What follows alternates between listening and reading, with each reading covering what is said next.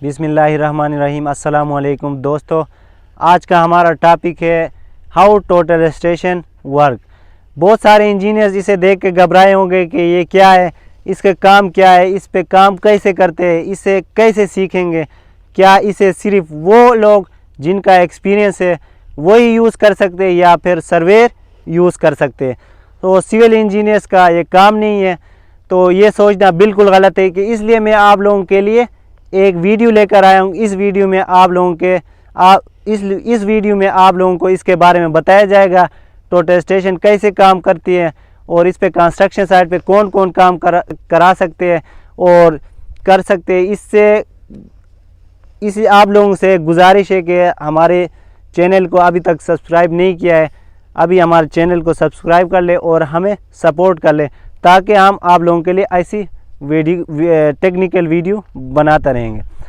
तो civil engineer, जैसा कि मैं आप लोगों को बताया कि आज हम बात करने वाले हाउ वर्क टोटल स्टेशन।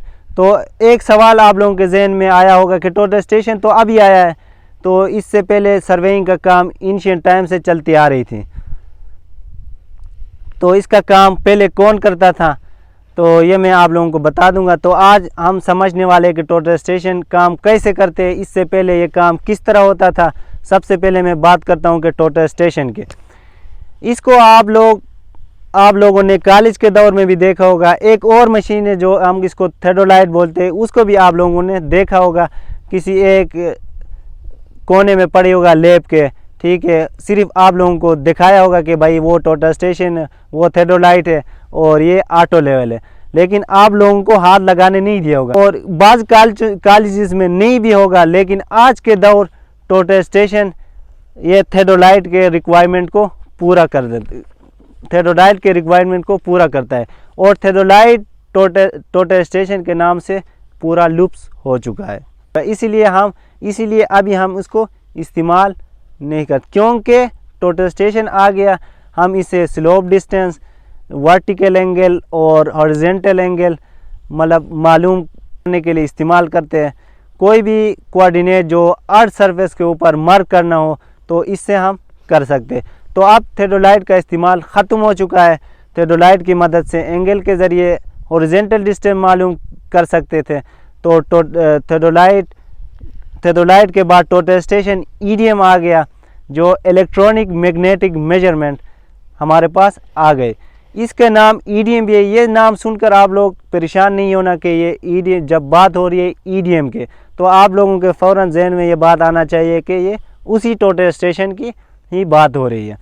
तो ईडीएम के बारे में पढ़ते, ईडीएम काम कैसे करता है। पहले हम एंगल मालूम करते थे, अभी हम ये ईडीएम है, इलेक्ट्रोमैग्नेटिक मेजरमेंट से हम मालूम करते हैं। इससे रेस निकलती है। रेस किस तरह निकलती है मैं आप लोगों को बताता हूं कि जैसा कि मैं आपको बताया कि इससे रेस निकलती है। ये रेस निकल कर रिफ्लेक्टर पे चले जाती है, वहां से फिर रेस आके टोटल स्टेशन पे आ जाती है।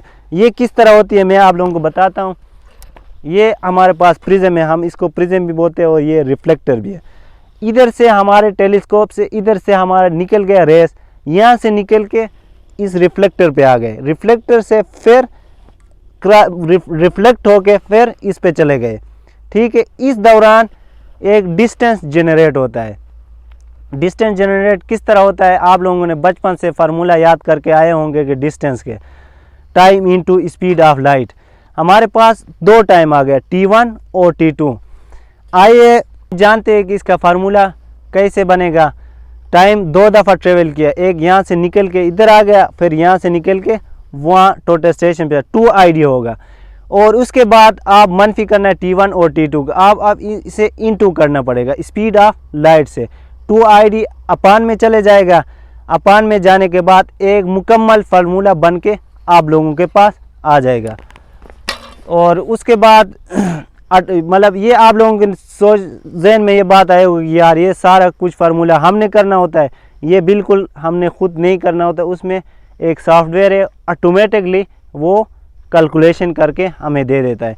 जिस तरह हम एंगल मालूम करते हैं, एंगल साइन कास थीटा के फार्मूले से जिस तरह मैनुअल कर लेते, इसी तरह ये एंगल उसी हिसाब से ये कर ले, क्योंकि इसमें फार्मूला सेट किए हुए हैं, ठीक है। ये सॉफ्टवेयर इसमें सेट किए हुए हैं। तो इसलिए हम इसको इस्तेमाल कर लेते हैं।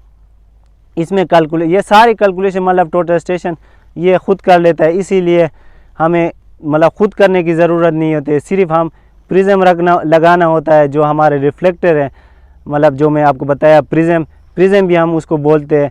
और टोटल स्टेशन से प्रिज्म की मदद से रीडिंग ले लेते हैं और काम आसानी से कर लेते हैं। इसके बाद कोऑर्डिनेट रीडिंग के बारे में मैं आपको अगली वीडियो में बताऊंगा इंशाल्लाह कि यह काफ़ी मतलब लंबी लेक्चर हो जाएगी, इसी वजह से मैं अगले लेक्चर में आप लोगों को बता दूंगा कोऑर्डिनेट क्या चीज़ है, ये किस तरह बनती है। तो उम्मीद करता हूँ आप लोगों को समझ आए हो। अगर समझ नहीं आया कमेंट सेक्शन में ज़रूर पूछिएगा और अगली वीडियो तक मुझे इजाज़त दीजिए। अल्लाह हाफिज़।